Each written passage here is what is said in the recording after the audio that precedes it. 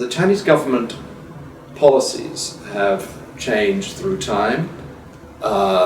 Everybody knows outside of China the firewall, the great firewall of China. There are, of course, methods that are used widely and daily to frame and regulate the flows of information through, for example, the Ministry of Propaganda. And this includes instructions about what should be reported and what should not be reported.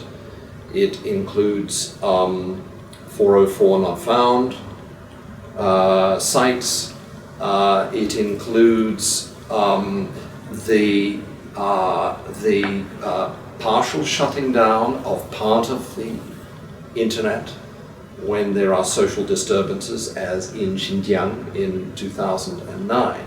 Digital network media are also used as tools by the government to invite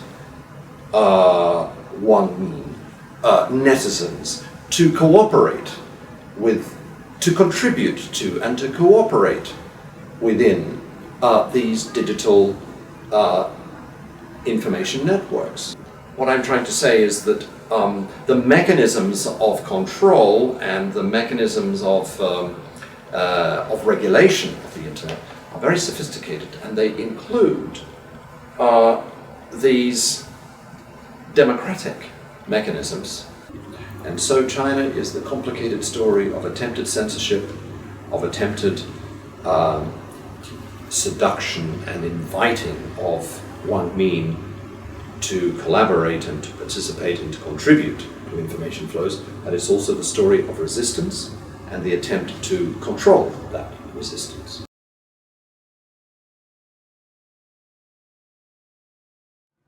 Despite all of the censorship and despite all of the 盛京社民主, the storms, the digital storms happen. There are controversies, there is resistance, there is criticism of the government, of corrupted officials. And why does this happen? Why does this happen? It is something to do with the mode of communications. It's something to do with the novelty of digital network media. Striking is the way that digital network media flows are more complicated. They tend to be flat, they tend to be more lateral, they are easier to enter if you are a user, and you can circulate text, sound, and image.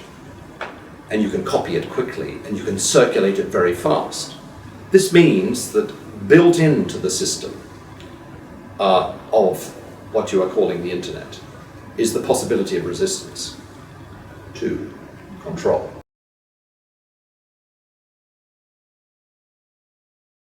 I think there's a lot of internal pressure not to allow that to happen because you have Chinese alternatives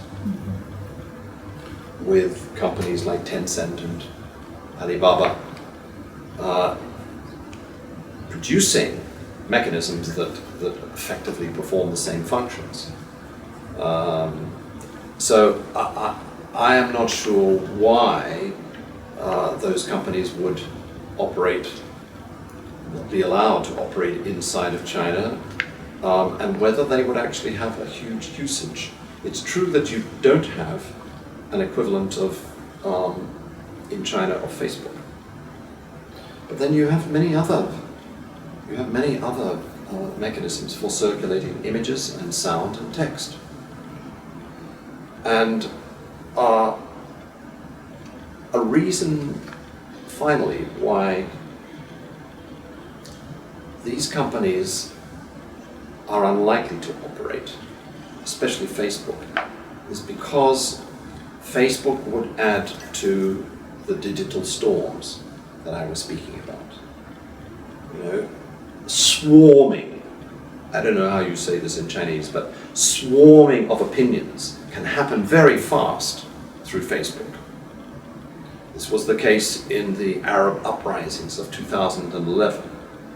So millions of people can be attracted to a Facebook page and to contribute to a whole Facebook trend that can generate a kind of public that is with its opinions and which puts pressure on the party state. So I will be very surprised.